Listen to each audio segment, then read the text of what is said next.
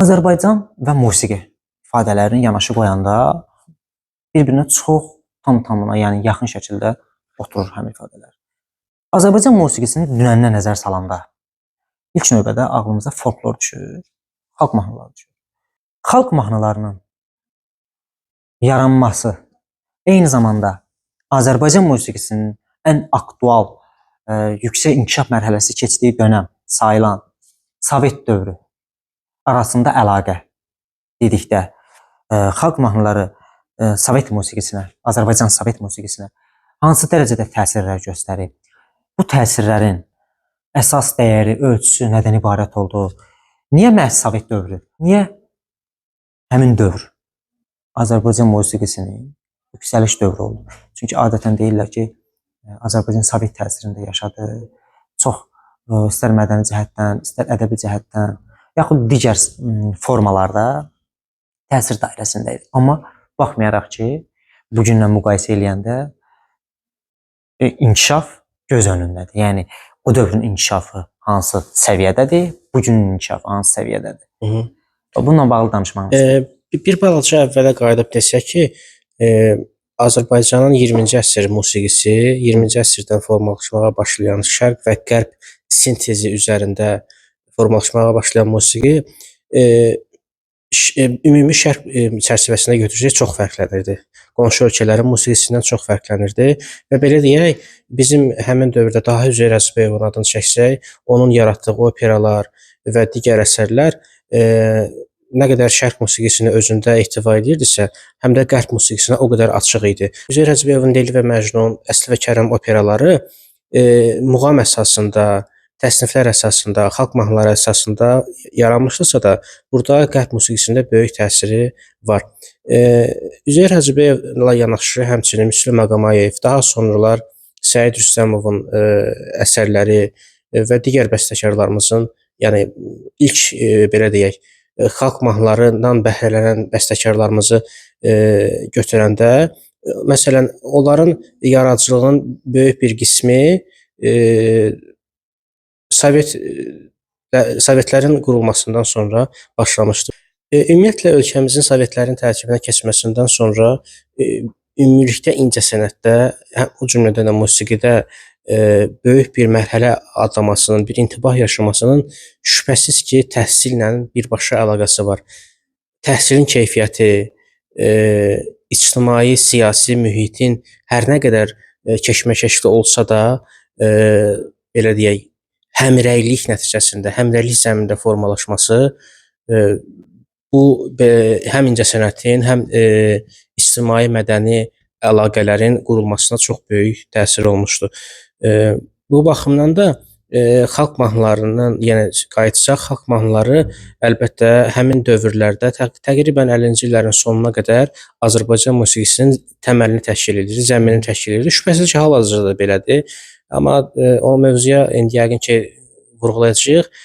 Son illərdə hər nə qədər Azərbaycan xalq musiqisi, Azərbaycan musiqi yaddaşından hər nə qədər uzaq düşsək də, biz çalışmalıyıq ki, bu tarixi yaddaşı, tarixi musiqi yaddaşını qoruyaq. Niyə Sovet dövrünə bu qədər diqqət göstəririk? Onu da deyim. Çünki Azərbaycan musiqisi Sovet dövründə inkişaf elədi. Bax, bu inkişaf nədən qaynaqlanırdı? Necə oldu ki, məhz xüsusən də əsrin əvvəllərində istər kino sahəsində olsun, istər musiqi sahəsində olsun, eyni zamanda ədəbiyyat sahəsində olsun, intibah müşahidə olunurdu. Bu intibah ta 70-ci illərə, hətta göstərsək, qeyd eləsək, 80-ci illərə, 90-cı illərə qədər inkişaf elədi. Daha sonra solğun istiqamətdə aşağı enməyə başladı. Buna səbəb nə idi? Bayaq Firidun çox yaxşı vurğuladı təhsilin burada rolu. Əslində mən ona cavab olaraq deyə bilərdim ki, burada əsas səbəblərdən biri təhsilin ön planda olmasıdır. Ki o keyfiyyəti tam olaraq biz həmin dövrlərdə əldə edə bilmişik. Yəni təhsil burada ön planda idi. Üstəgəl bədii şura var idi, senzura məsələləri var idi. Yəni hər kəs rahat şəkildə ifasını belə deyək də yazdıra bilməzdi, ifa eləyə bilməzdi, senzuradan keçə bilməzdi. Yəni bu məsələlər ön planda idi. Nəinki indiki zamanda bu belədir. Senzura məsələsini xüsusi qeyd elədim. Əslində senzura safçür eləyirdi də bir Hər nə mənada. qədər belə qeyri-demokratik bir prosedur olsa da vacib idi. Vacib idi və Azərbaycan ədəbiyyatı, Azərbaycan musiqisi, yəni ümumi şəkildə yanaşsaq mədəniyyətin müxtəlif sahələrində olsun, yaxud heç mədəniyyətdən də kənara çıxa bilərik ki, digər sahələrdə iqtisadi cəhətdən əsrin əvvəllərində inkişaf yaranmışdı. Çünki həmin o inkişaf 20-ci əsrdən başlamamışdı. O inkişafın mənbəyi 19-cu əsrə söykənirdi. Elədir. O təxmin ortalarından sonlarına. 50-ci illərinə bizim o dövrdə maarifçi ziyalılarımız yetişdi. Yenə də sual çıxır ortaya ki, niyə həmin dövrdə maarifçi ziyalılar ön plana çıxmağa başladı? Niyə yeniliklər eləməyə başladılar? Çünki biz o dövrdə Çar Rusiyasının tərkibində yaşayırdıq. Nəzərə alsaq ki, həmin dövrdə də təsir altındaydıq, amma buna baxmayaraq ədəbiyyat cəhətdən olsun, yaxud digər sahələrdə yenə də Azərbaycan Rusiyadan qidalanırdı. Niyə? Çünki o dövrdə Rusiya Avropadan qidalanırdı. Rusiya ədəbiyyatına da, yəni Rus ədəbiyyatına da Avropa ədəbiyyatı ciddi təkanlar verirdi. Dostoyevski olsun, nə bilim, Çexov olsun, yaxud Tolstoy və s. müəlliflər öz qidasını, enerji mənbəyini Avropadan alırdılar. Xüsusən də o dövrdə Qərbi Avropada bir çox ədəbi cəryanlar, fəlsəfi cəryanlar yaranmağa başlamışdı. Onların içərisində Almaniyanı, Fransanı, Britaniyanı götürə bilərik ki, onlar həmin o inkişaf, o yaranmış fəlsəfi cəryanlar dünyanın sonrakı inkişafına xüsusi təkan verdi. Bu məsələ var idi. Və Azərbaycanda da maarifçilərin bu formada yetişməsinə əsas səbəb onu mən götürərdim. Həmin o maarifçilərin yenilik eləmə axtarışı, Mirzə Fətəli Axundovun komediya ortaya qoyması, dram əsərləri yazması, daha sonra 20-ci əsrin əvvəllərində də növbəti partiya maarifçilərin, siyasi yaxud mədəni şəxslərin yetişməsinə belə deyə bilərik ki, Elmir, həmin dövrdə Azərbaycanla yanaşı Osmanlı dövlətində də bu belə deyək, müasirləşmə, türklər batılılaşma deyir, yəni qərbləşmə meylləri eyni dövrdə başlamışdı. Bunu mən kökünü Fransa inqilabına qədər götürürəm. Fransa inqilabının təsiri idi. İstər Azərbaycanda da, yəni Azərbaycanda belə deyək, Rusiya vasitəsilə olsa da, amma Türkiyədə bu birbaşa təsir kimi götürə bilərik. Həmin dövrdə Osmanlı Sultanı Əbdülməcidin verdiyi Tənzimat fərmanı ilə 1839-cu ildə belə deyək, qərbləşməyə doğru getməyə başladı Osmanlı dövlətinin ictimai, siyasi həyatı, incəsənəti, mədəniyyəti və həmin dövrdən Türkiyədə qəzetlər nəşr olunmağa o dövrdə başladı, teatr o dövrdə yarandı, belə deyək, qərb sayağı romanlar, hekayələr, ümumiyyətlə ədəbiyyat həmin dövrdən etibarən formalaşmağa başladı və maarifpərvər insanlar belə deyək, öz üslublarından kənar hər şeyi geridə qalmışlıq kimi görürdülər. Həmçinin bu Azərbaycanda da belə idi. Azərbaycanda belə deyək, Axundovla yanaşı bir çox digər bizim müəlliflərimiz, xüsusilə burada Axundovu əlbəttə vurğulamaq lazımdır ki, o 1850-ci illərdə yaratdığı komediyalar, pyeslər çox maraqlıdır ki, 1873-cü ildə bizə teatrı yaransa da ilk dəfə o bundan təqribən 20 il əvvəl artıq ilk pyesləri qələmə almışdı. Və deyə bilərik ki, Axundova onun vəfatından sonra uzun müddət belə deyək, unuduldu desək yanılmarıq. Hətta ona sonrakı illərdə dəyər verilmədi desək yanılmarıq. Ona dəyər əsasən Sovet dövründə verilir şübhəsiz ki. Çünki Axundovun fikirləri ilə Sovet quruluşunun zəmini olan fikirlər üst-üstə düşürdü. Həmçinin o dövrdən başlayaraq 20-ci əsrin əvvəllərindən Cəlil Məmmədquluzadə, Rza Ələkbər Sabir, Ömər Faiq Nemanzadə bu maarifpərvər insanlar Axundovun yolunu davam edirdilər və onların belə deyək, görmək istədiyi, yəni az-çox belə deyək, aşağı-yuxarı görmək istədiyi cəmiyyət məhz bunu bizim dinləyicilərimiz, tamaşaçılarımız səhv başa düşməsin. Sovet cəmiyyəti idi. Məhz onlar bu Sovet cəmiyyətinin yaratdığı, formalaşdırdığı mühiti görmək istəyirdilər.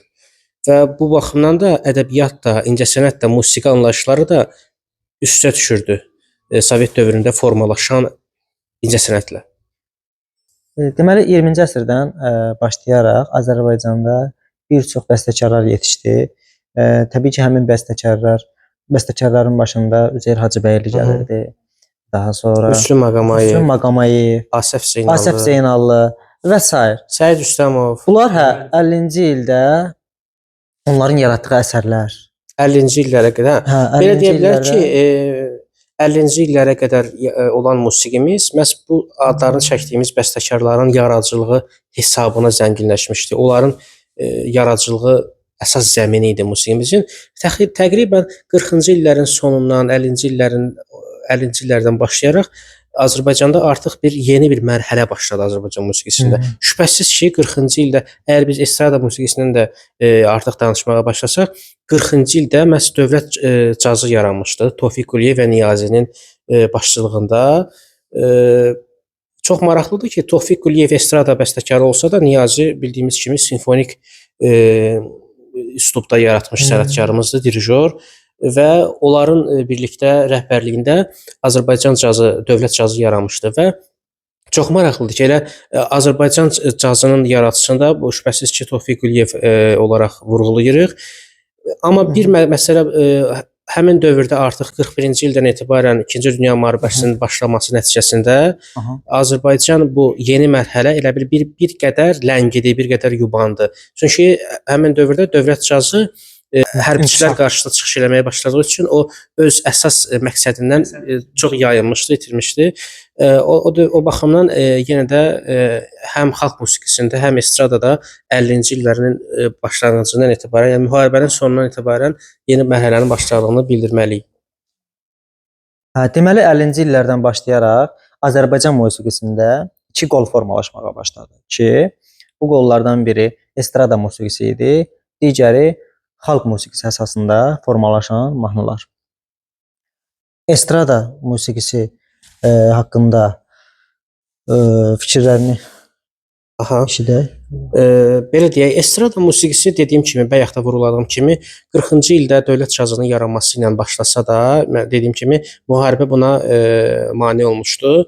Amma 50-ci illərdən etibarən həmin dövrdə artıq Tofiq Quliyev yetişmişdir. Tofiq Əhmədov artıq fəaliyyətə başlamışdı və Tofiq Əhmədov bildiyiniz kimi sonralar onun öz adı ilə Tofiq Azərbaycan televiziya komitəsinin tərkibində estrada ansamblını yaratmışdı, estrada orkestrini. Həmçinin Pərviz Rüstəmbəyov saksafonçu, o Amerika sayağı musiqi ilə məşğul olduğu üçün təəssüf ki, müəmmalı şəkildə onu təəssüf ki, biz itirdik həmin dövrdə. Tofiq Quliyev, istər Tofiq Quliyevin, həmçinin burada biz adlarını çəkə bilərik. Qara Qarayevdə də müəyyən nümunələr var estrada musiqisi üzrə. Yeni mərhələdən etibarən başlayan adlarını çəkə bilərik.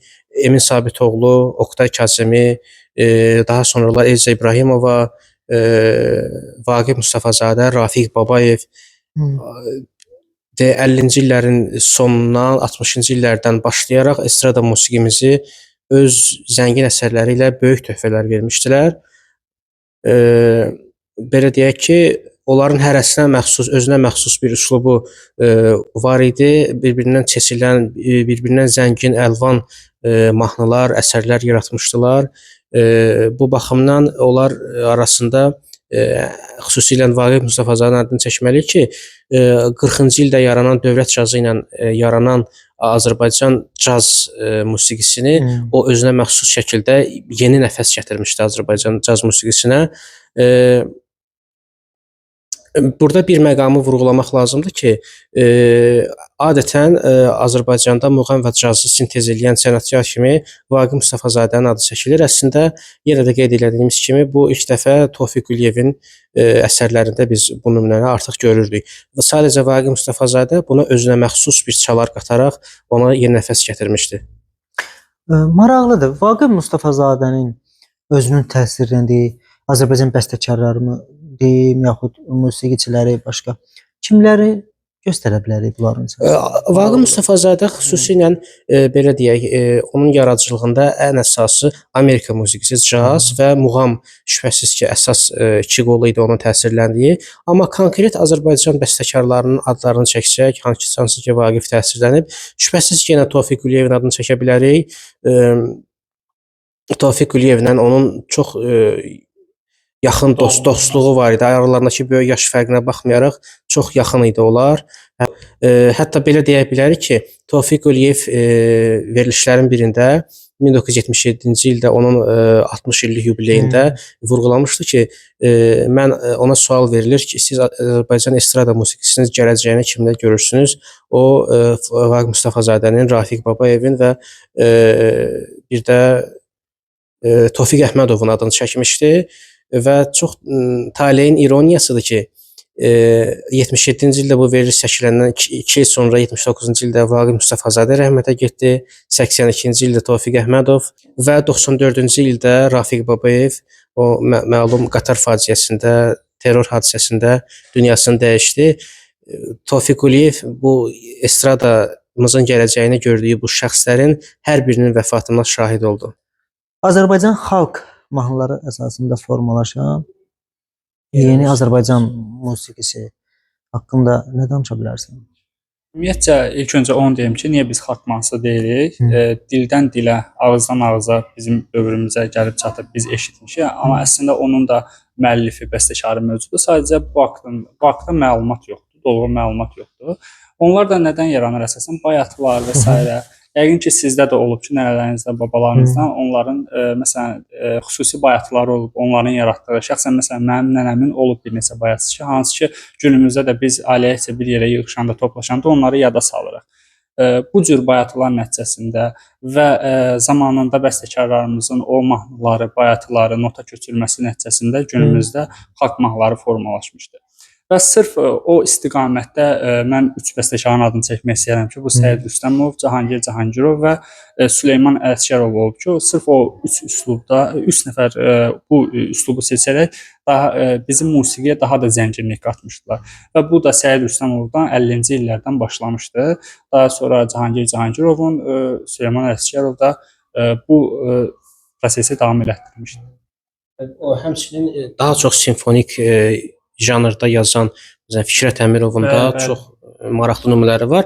Həm xalq musiqisi üslubunda, həm də estrada janrında məşhur Reyhan mahnısı, əlbəttə ki, o Eyni zamanda xalq mahnılarının özünü məsələn Cövahir Məmmədovun ifasında nota yazaraq işləməsində. Onlar Nərminə Məmmədova idi, sonra Şövkət Ələkbərova, Gülağa Məmmədov, Hüseyn ağa Hadiyev. Bunlar Azərbaycan estrada musiqisinin nümayəndələri idilər. Amma bu gün həmin o estrada bir qədər fərqli istiqamətdə inkişaf eləyir. Show biznes. Bu bayaqlıq gətirmiş. Yəni siz belə sizin ikinizə də əslində bu sualı verirəm. Sizin ikinizin də fikrinizi öyrənəcəm. Siz belə düşünmürsünüzmü? Azərbaycan estrada musiqisi bu gün bayaqlaşıb. Elə deyək Elmir, biraz sən tez qabağa qaçdın. Elə yaxşıdır ki, elə əslində sözümüzün canı da bu idi. Azərbaycan musiqisinin indiki vəziyyəti keçmişə nəzərən hansı vəziyyətdədir? Azərbaycan musiqisi indiki vəziyyəti keçmişə nəzərən necədir? Əslində biz bundan sözümüzün canı budur.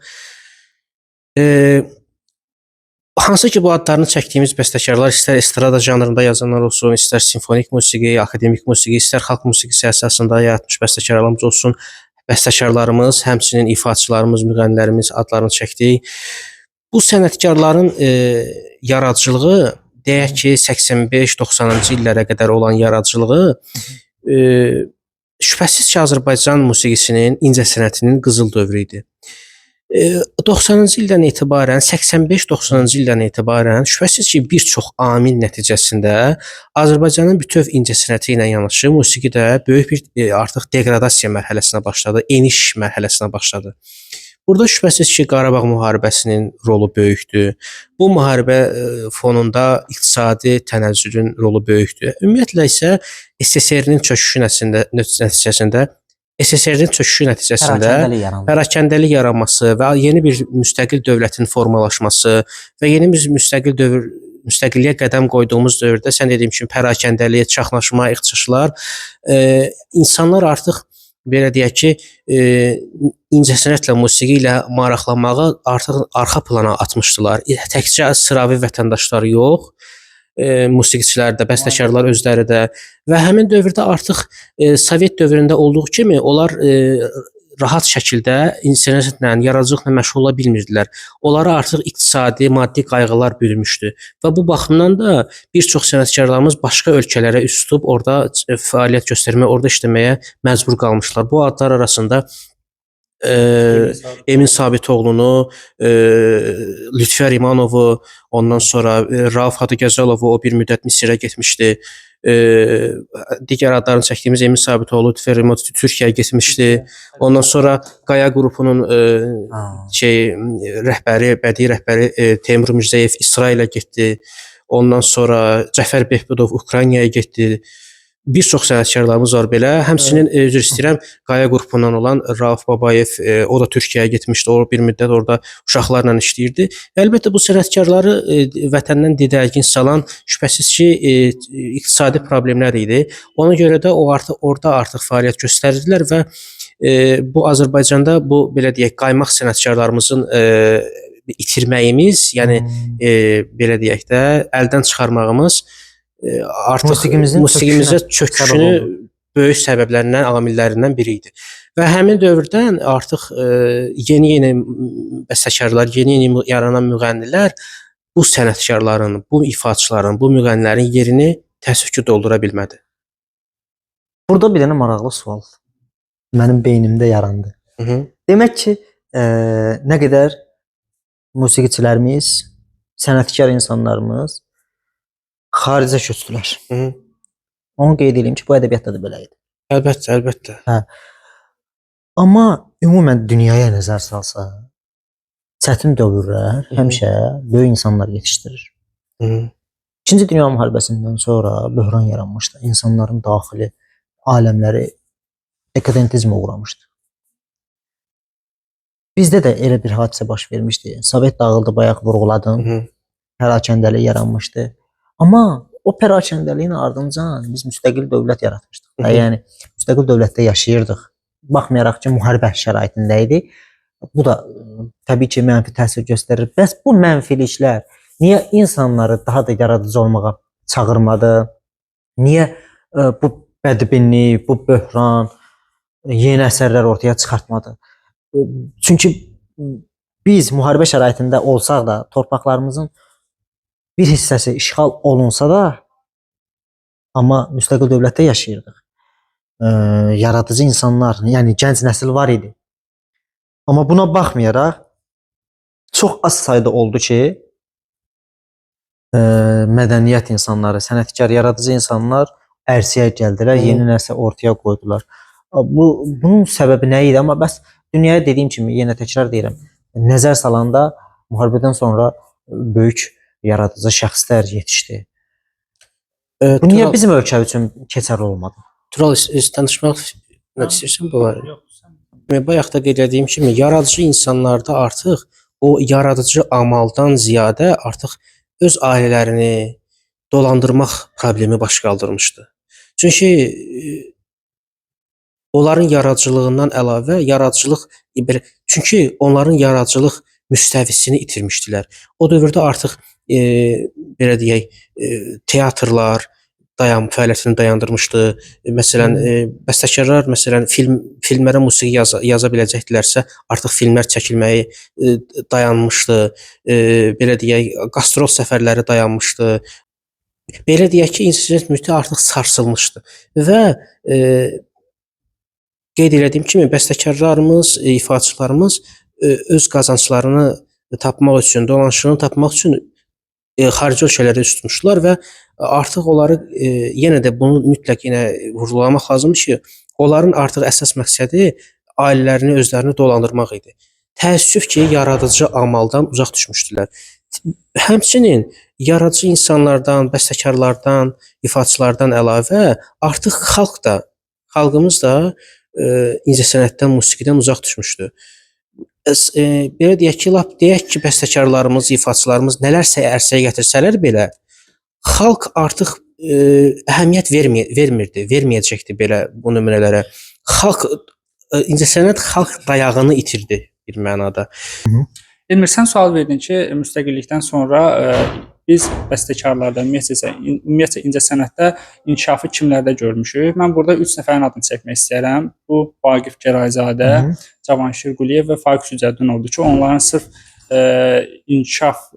müstəqillikdən sonra inkişafı sırf mən onlarda görürəm. Əsasən də 90-cı illərin ortalarından tutmuş 2000-ci, hardasa 2005-2006-cı illərə qədərki fəaliyyətini əsasən də bu danılmaz bir faktordur. Daha sonra isə mən də həmkarım Firidunə də qatılıram ki, sırf niyə inkişaf o qədər olmadı bizdə? Sən də vurğuladın ki, müharibə dönəmindən sonraki inkişaf oldu, ancaq bizim müstəqillikdən sonra olmadı. Bu təbii ki, həyat qayğıları əsas önəmdə idi. Çünki xalq üçün, heç mən incəsənət adamlarını qoyuram bir kənara, xalq üçün əsas prioritet artıq maddi dolanışıq idi. Yəni sadəcə necə deyim, öz ailəsini dolandırmaq istəyi idi.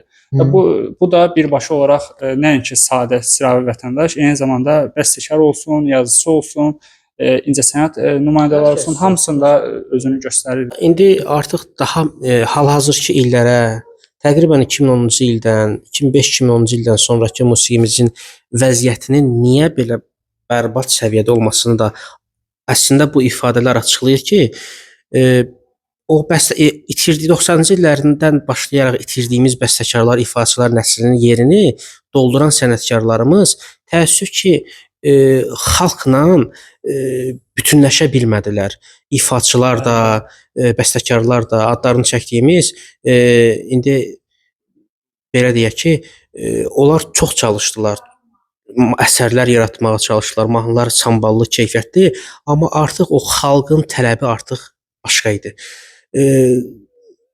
O baxımdan da yerindən duran hər kəs oxumağa, mahnı bəstələməyə başladı və bunlar əlbəttə ki, tamamilə qeyri-ciddi, keyfiyyətdən uzaq əsərlər yaratmağa başladı ki, xalq artıq öz itirdiyi musiqinin, itirdiyi incəsənətin belə deyək ki, dəyərini də öz itirdiyi musiqinin, incəsənətinin yerinə təəssüf ki, sonradan bu formalaşan ara musiqilərinə daha üstünlük verməyə başladı, mövsümi mahnılara.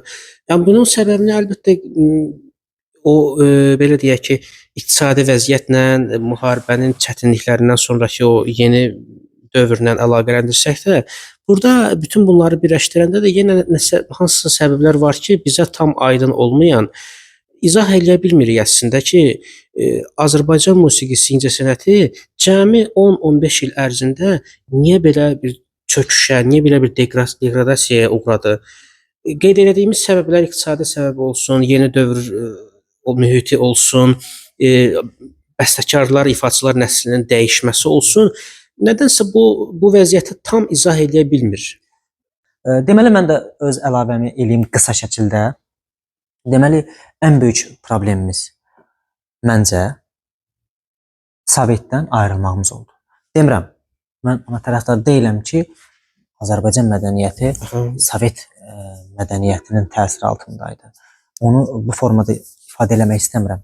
Sadəcə müəyyən qədər Sovet təsiri öz gücünü, nəzarəti belə deyək, nəzarəti var idi. Nəzarət də deməyək ona. Fikirlərimizi daha da dolğunlaşdırıb ifadə eləyək ki, çərçivələr var.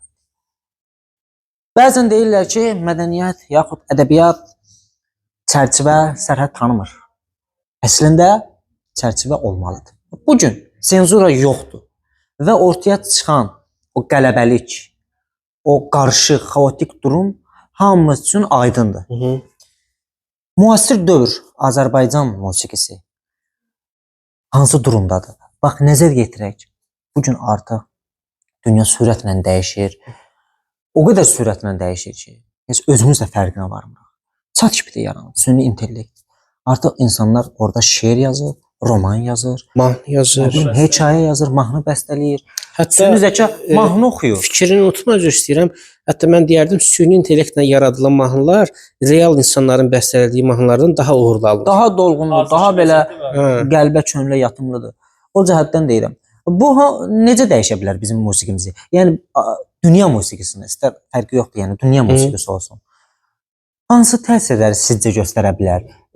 Bu barədə fikirləriniz sizin hansı? Yox, müasir Elmir, sən bayaq senzuram dedin, bədii şura dedin. Məsələn, mən özüm bilirsən ki, keçmiş musiqilərimizdən çox maraqlanıram. Mən birdən araşdırıram, elə musiqi dinləyirəm ki və dinləyirəm, çox bəyənirəm və həmkarın Firidunə də göndərirəm və digər həmkarlarımıza da göndərirəm. Hər birimiz çox bəyənirik, çox keyfiyyətli hesab edirik. Ancaq sonradan öyrənirik ki, həmin musiqi zamanında senzuradan keçməyib müəyyən səbəblərə görə. Yəni bu onu göstərir ki, tələb o zaman çox yüksək olub, çox ağır olub. Yəni yaxşı mənada ağır olub. Ancaq indiki dövrdə o yoxdur, çox təəssüf ki. Yəni açıq şəkildə bütün platformalarda kim istəyir mahnı ifa eləyib yerləşdirə bilir, oradan məşhurlaşa bilir. Artıq məsələn televiziyaların da burada rolu var müəyyən dərəcə. Əsasən də özəl telekanalların ki, sırf həmin telekanallar ki, həmin insanlara belə deyək də maddiyyat qarşılığında müəyyən dərəcədə dəstək ola bilirlər. Hətta mən qeyd edeyim ki, bu bütün əsasən də, yəni əksər televiziyalar üçün, xüsusən də bizim o show biznes kanalları üçün keçərlidir. O estradanın o show biznesi, yəni mənə görə estradanın o dəyərsiz bir halıdır da show biznesi. Televiziyalar, mən fərqindəyəm və məlumatım da var, yüksək maddi qarşılıqda, pul qarşılığında həmin o show kanallarına dəvət edirlər. Halbuki həmin insanlar, pulla dəvət olunan insanlar musiqi ilə yaxından uzaqdan heç bir əlaqəyə sahib deyillər. Bir tərəfdən də mən keçid eləyim. Bu ümumən bütün mədəniyyət sahələrində belədir. Azadlıq anlamı var. Yəni postmodernizm. Belə düşünürlər ki, postmodernizm nə istəsən eləyə bilərsən. Demokratiyadan sui-istifadə. Bu əslində belə olmamalıdır. Demokratiya özü də bir çərçivələrə söykənir, qayda qanunlara söykənir. Belə bir ifadə var. Deyir, qayda qanunsuzluq olan yerdə həmişə anarxiya baş qaldırır. Bu gün bizdə də, bizim cəmiyyətdə də bir anlamda belədir. Düşünürlər ki, postmodernizmdir, demokratiyadır, biz nə istəsək eləyə bilərik. Xüsusən də bu ədəbiyyatda da belədir, incəsənətdə də belədir, məsələn mədəniyyətdə də belə, musiqidə də belədir ki, götürür musiqinin sözləri necə gəldi yazır. Heç bir qayda qanuna söykənmir. Bunları biz qısa şəkildə sizdən cavab alacağıq. Musiqi, yəni mədəniyyət növü hesab eləyə bilərik? Şübhəsiz ki, yox. Şübhəsiz ki, yox. Belə deyək ki, bu musiqilərin ömrü bir həftədir, bir aydır, ən uzağı bir ildir. Bir gün trend olurlar və salam. Unudulmağa məhkumdur. Amma hal-hazırda 50-60-cı illərdə yaranmış əsərləri biz hələ də dinləyiriksə, uzun ömürlü olan, əbədi olan məhz həmin keyfiyyətdir. Keyfiyyətin qalıcılığı öz sözünü deyir bu baxımdan. Ondan da əvvəl sözünə qüvvət qeyd edeyim ki, bu gün müşahidə edirəm, insanların əksəriyyəti gənclərə də artıq aiddir. Keçmişə qayıtmaq həvəsi var. Keçmişdə insanların yaratdıqlarına qayıdırlar. Keçmiş mədəniyyətə qayıdırlar. Əlbəttə, keçmiş ədəbiyyata qayıdırlar. ağıllı Bugün artıq heç nə tapmırlar. Çünki bugün hər şey təkrardır. İnsanlar bir-birlərini təkrar edirlər. Özü ucuz səviyyədə, ucuz şəkildə, bayağı şəkildə. Və sonda deyəcəyim var. Əlavə edəcəm sözünü. Əlavə elə. Sən məsələn indiki dövrdə həmin trend mahnıları deyirik ki, çox trend olur, bir neçə günlük, məsələn 1 il, 1 ay, 3 ay. Ancaq biz bunları nə qədər dinləsək də ümumi şəkildə deyirəm cəmiyyət olaraq. Ancaq cəmiyyət olaraq ruhumuza rahatlıq istəyiriksə, rahatlaşmaq istəyiriksə biz yenə üst tuturuq retro mahnılara, yəni keçmişə, keçmiş mahnılarımıza. Bu danılmaz bir faktordur. Bunu bildirmək istəyirəm. Musiqimizin qorunması məsələsi. Biz bayaq dedik ki, keçmişə qayıdırıq. Keçmiş irsimizi necə qoruyur? Dəyəri keçmişdə axtarmağa çalışırıq. Bir gözümüz keçmişdə qalır. Bəs həmin o keçmişə qarşı bizim sayğımız nə yerdədir? O həmin o keçmişi biz nə dərəcədə qoruyuruq? Buyurduram. Əslində keçmişdə sırf mahnılar necə günümüzə gəlib çatıb, bu haqqda danışmaq istəyirəm ki, sırf bədii şura, senzura məsələlərindən sonra, yəni əgər ifaçının, bəstəkarın ifası əsəri senzuradan keçirilsə, bu iki yolla apardı. Əsasən bunun dövlət televiziyası tərəfindən həyata keçirilirdi. Ya plastinkalar şəklində buraxılırdı, bobin lentlər vasitəsilə bunlar qeydə alınırdı. Əsasən üstünlük bobin lentlərdə idi ki, hətta deyə bilərdim ki, plastinkalara da sırf bobin lentlərdən köçürülürdü bu ifalar birbaşa olaraq. Bu dövrdə isə həmin məsələn biz retro mahnılarımızı, məsələn keçmiş musiqilərimizi bunlardan dinləyirik. Hətta mən deyərdim ki, vallar və bobin lentləri arasında belə bir məqam vurulmaq lazımdır ki, bobin lentlərə hər şey yazılırdı. Amma vallara seçmə mahnılar, seçmə əsərlər məhz vallara yazılıb satışa buraxılırdı. Bəli, bəli. Yəni bu seçmədə həm bəstəkarın, həm də ifaçının belə deyək də xüsusi razılaşması əsasında olurdu ki, yəni onlar xüsusi mahnılarını, məsələn, o dövr üçün aktual olan, ən gözəl sayılan mahnıları sırf və yaxud da sırf plastinkaya köçürmək istədikləri mahnıları ora köçürürdülər. Ancaq çox təəssüf ki, indiki dövrdə onların qorunmasına gəlib danışmaq hal-hazırda onların qorunması məsələsinə gəlincə, bu cəhətdən biraz boşluqlarımız var. bu qorunması hal-hazırda isə plastinkaların, istəsə də bobinlərin qorunması vəziyyətinə gəldikdə, bu haqqda danışmaq istəsək, vəziyyət hal-hazırda heç ürək açan deyil. Yəni sırf qızıl fond özünüz bilirsiniz ki, ASTV-nin qızıl fondu var ki, sırf bobinlər, lentlər, ümumiyyətlə, yəni keçmişimizə dair bütün materiallar orada qorunur. Ancaq bəli, böyük əksəriyyəti orada qorunur və onun belə deyək də təşkilatçılığı altında, onun nəzdində bir sıra məsələn səs yazma studiyaları olsun və s. radionun fondu və s. bunlarda qorunur. Ancaq nə dərəcədə qorunur, o biraz sual altındadır. Nə dərəcədə keyfiyyətdə qorunur? Çünki istər plastinkaların, istər bobinlərin xüsusi saxlama qaydası var ki, onlar əgər xüsusi saxlama qaydasında qorusaq, onların ömrü insan ömründən 2 qat, 3 qatdır. Bu, yəni danılmaz faktordur və bu dünyaca da qəbul olunub ki, ən keyfiyyətli səs sırf plastinkadan, belə deyək də, plastinkaya köçürülmüş mahnıdır.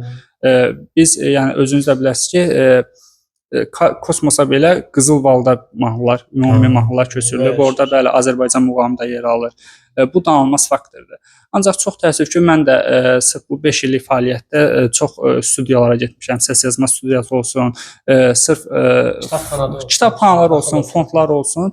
Orada mən plastinkaların sırf qorunması, bobinlərin qorunması heç ürək açan səviyyədə görməmişəm. Hətta bir dəfə orada işçi xanım ilə bizim aramızda söhbət olmuşdu. O çox sadə bir şəkildə biz bir plastinka axtarırdıq. Səhv eləmirəmsə Mirzə Babayevin bir plastinkası idi. O çox sadə şəkildə şkaf aşıb, bütün plastinkaların əksəriyyəti qırılıb falan. Bunu çox sadə şəkildə dedi və mən həmin an çox şok vəziyyətinə düşmüşdüm ki, yəni sırf orada bütün bu qədər biganə yanaşmaq. Bu əslində biz sizdən qaynaqlanır, insanın işini sevməməsindən qaynaqlanır.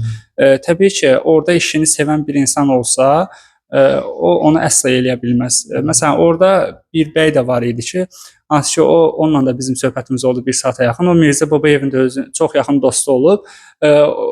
Hal-hazırki dövrdə, məsələn, həmin fondlarda olsun, istər həmin o səs yazma şöbələrində olsun, CD-lər şəklində qorunub. Vaxtilə plastinkalardan CD-lərə köçürülür və hal-hazırda məsələn siz dinləmək istəyirsinizsə, o CD-lərdən rəqəmsallaşdırılıb. Bəli, CD-lərdən dinləyə bilirsiniz. Ancaq çox təəssüf ki, fondlardakı həmin materialların çox az qismi CD-lərə köçürülür və hal-hazırda bu fondlardakı materiallar da itbat olduğu üçün, qırıldığı üçün, məhv olduğu üçün material yoxdur ki, hal-hazırda qalanında CD-lərə köçürülür. Yəni bu çox ağır bir bu CD-lərə köçürülən dəryadı damcıdır. Biz böyük əksəriyyətinin materiallarını itirmişik, əbədi itirmişik. Bəli, əbədi itirmişik həqiqətən də. Və çox təəssüf ki, buna da biganə yanaşırlar. Turalın vurğuladığı kimi həqiqətən də bu musiqimizin qorunmasına qarşı münasibət, bu biganəlik bu işi sevən insanların ürəyini ağrıdır həqiqətən də. İstər bu dövlət fondlarında olsun, qızıl fondda, kitabxanalarda qorunan materiallar olsun, istərsə də xüsusi kolleksiyalarda kolleksionerlərin saxladığı vallar olsun, bəzən də babinlər olsun. Onlar da belə deyək, bu valların qorunmağına lazımi olan tələbləri yerinə yetirmirlər. Onları lazımi vaxtında qulluğunu yerinə yetirmirlər. Əslində isə biz valların qorunması deyəndə başlıcası onların rəqəmsallaşdırılması məsələsini vurğulamalıyıq. Təəssüf ki, belə deyək ki, xüsusi kolleksiyaçılar deyək ki, müəyyən valları, çox nadir valları, Azərbaycanda tapılmayan, başqa ölkələrdən aldıqları valları deyək ki, öz kolleksiyalarına əlavə edirlər. Amma bu kolleksiyalarda qaldığı müddətdə val, yəni bunun heç bir mənası yoxdur. Onları rəqəmsallaşdırmaq, belə deyək ki, paylaşılmırsa, rəqəmsallaşdırılmırsa, onun kolleksiyada qalmağın heç bir mənası yoxdur. Həmçinin də dövlət arxivlərində, fondlarda saxlanılan zəngin minlərlə materialın rəqəmsallaşdırılmadığı halda sadəcə saxlanılması bu onu saxlamaq, qorumaq mənasına gəlmir qətiyyən. Onları rəqəmsallaşdırmaq, işıq üzünə çıxartmaq lazımdır. Bunun nümunəsini biz başqa ölkələrdə görürük. Məsələn, Türkiyədə TRT Arşiv adı ilə Türkiyənin TRT kanalı öz arxivini bir neçə il əvvəl ictimaiyyətə açıb. Həmçinin bu mən Fransada da, Fransa telekanallarında da görmüşəm. Fransa telekanalları öz arxivlərini açıb. Rusiyada da var bu, Gürcüstanda da var. Təkcə bu video və səs materialları deyil. Həmçinin Gürcüstanda da görmüşəm, Rusiyada, Türkiyədə də bir çox qəzetlər də, jurnallar da yəni mətbuat da öz arxivlərini rəqəmsallaşdırıb, internet resurslarına köçürüb və ictimaiyyətə açıq hala gətirib. Amma Azərbaycanda isə təəssüf ki, bu çox yəni hələ başlamamış, bu ümumiyyətlə heç bir addım atılmayıb bunun üçün. Və dediyim kimi, əgər bir neçə ildə bu belə davam eləsə, o fondlarda saxlanılan vallar, babinlər artıq tamamilə yararsız vəziyyətə düşəcək və onları, yenə dediyim kimi, itirdiklərimiz içində onları da itirəcəyik. Çox sağ olun uşaqlar. Hər birinizə təşəkkür eləyirəm. Çalışdıq ki, geniş mövzunu əhatə eləyək. Çünki mövzu həddindən artıq geniş mövzu idi. Ona görə bacardıq ki, bütün məqamlara diqqət yetirək. Sağ olun.